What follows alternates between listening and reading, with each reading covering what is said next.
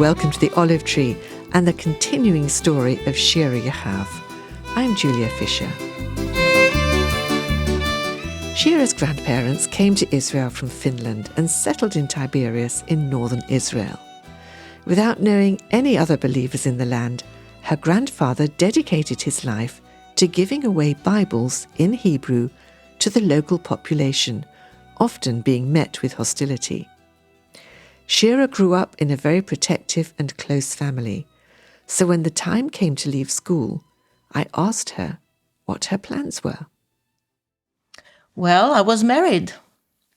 I met Daniel in one of these youth camps, which happened that my parents went to Finland for the summer at that time, and I had to decide if I go with them. I was 15. Or I want to stay in the youth camp. And I said, I just, enjoyed the previous youth camp with being outside, going for hikes, with the believers, youth group. I'll stay here. So I had a lady who stayed with me for the whole summer. The youth camp was a week, only for a week, but I decided to stay anyway. It was in Yad HaShmona in Jerusalem. And there came a soldier. I didn't know him. And he had been previously in the youth camp. And because we were such a small group, so he just happened to have a week vacation from the army, which is very rare.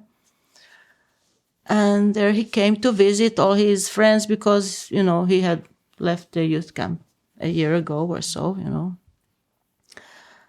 And that was Daniel. And that's his story, actually. But someone there, he had been praying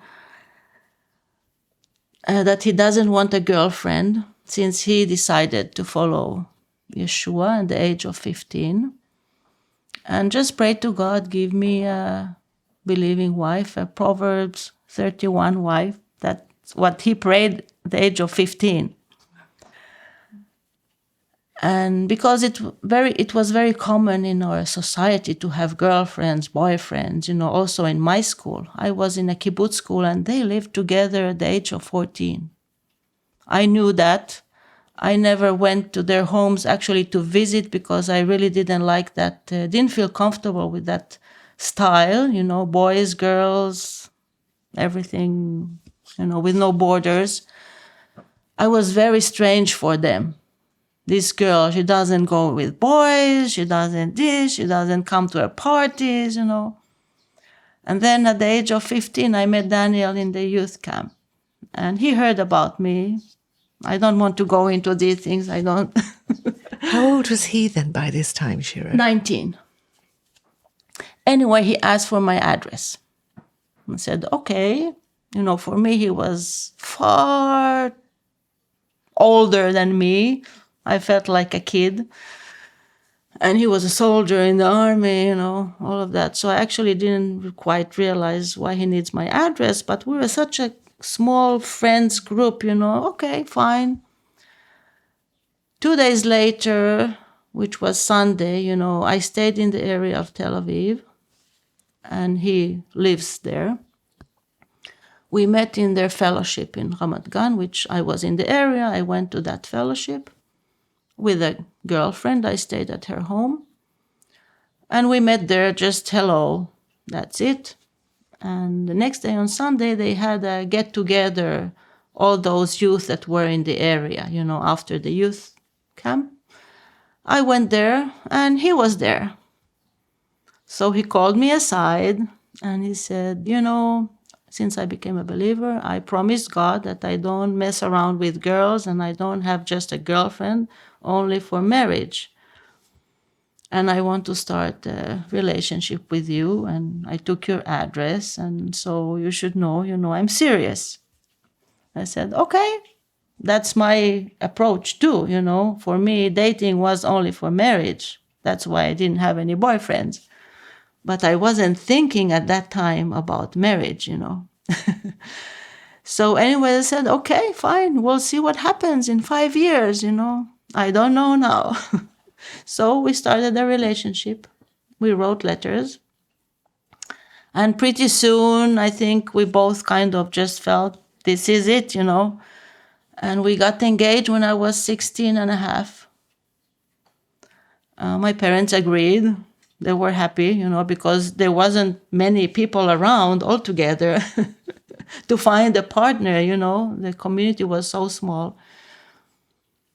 And we got married when I was 17 and a half in my high school, in my last year. In the midst of my exams and doing all my duties, I had to arrange for a wedding. But I liked baking and all that, so I made my own wedding cake. I enjoyed it very much. So Daniel was in the army. Yes. You were just leaving school. Where did you set up home? Presumably he was still on active duty. Yeah, he was still the rest of that year in active duty. We stayed with my parents in my home, just in my room. We had kind of two parts for the house. But really, I just lived with my parents and, he would come for weekends from the army. Yeah, we actually stayed there another year after that, already when he went to work in Galtronics at the time. That was another story. How God led him there was a miracle. I mean, really a big miracle. And let's just mention as well that Daniel's background is German. He's a German Jewish family background. And I believe his father was a Holocaust survivor. Yes. His father was not a believer. His mother had come to believe, and his two sisters who married two brothers from the same family of believers. So that was their small fellowship in Tel Aviv. Actually, one big family, the Bar David, at the time was Chaimov family. And so Daniel went to that fellowship. That's where we met also one time. So he came out of the army eventually with not a lot of family around him, unlike yourself. You came from a very big family. And then you mentioned he went to work for this company, Galtronics, up here in the Galilee. Yeah, I'm here from Tiberias area. Mm-hmm. So he came to live with me. He is from Tel Aviv. And after he finished the army, we took some days of prayer and fasting. And we were kind of released from all our duties, kindergarten, school, army, anything.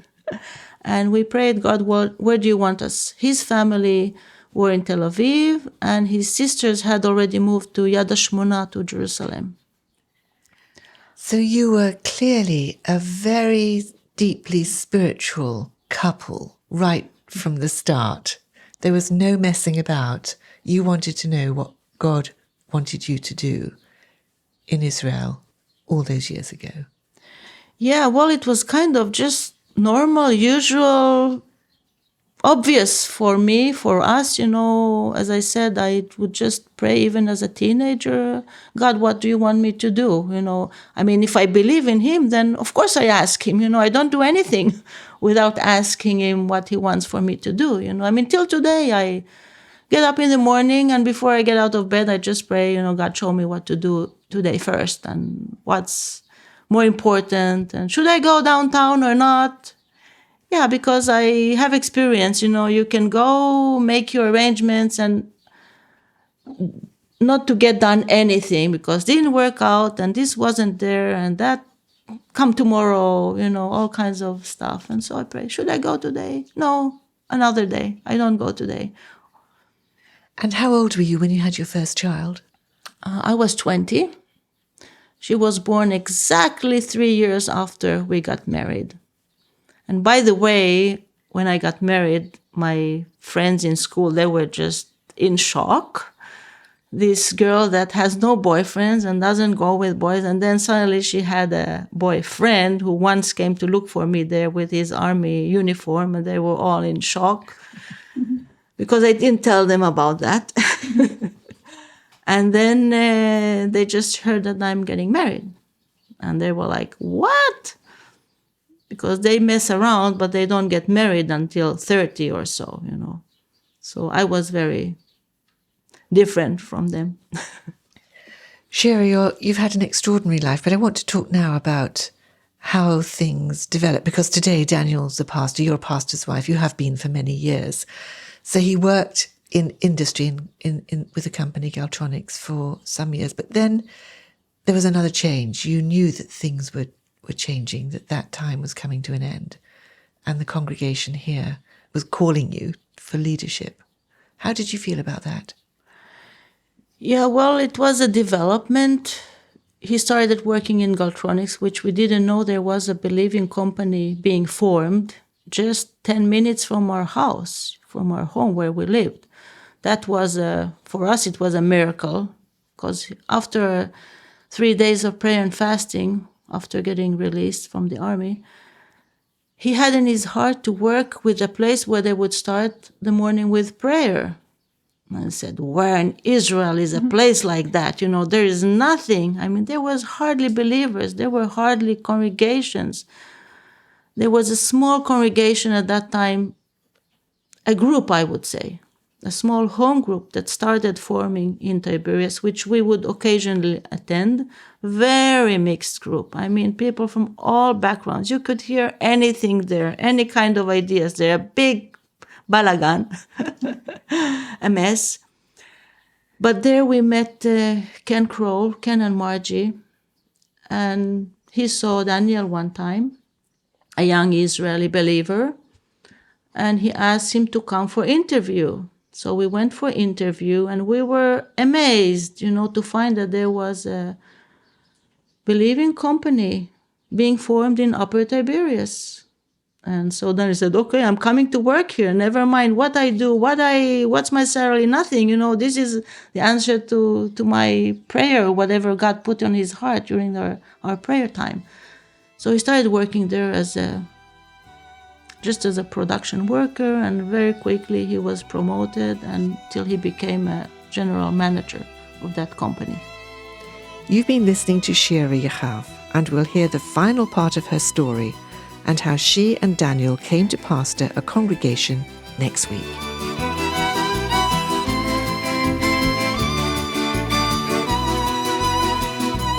The Olive Tree Reconciliation Fund is a Christian charity based in the UK that supports the needs of both Jewish believers and Arab or Palestinian Christians living in Israel and the wider Middle East.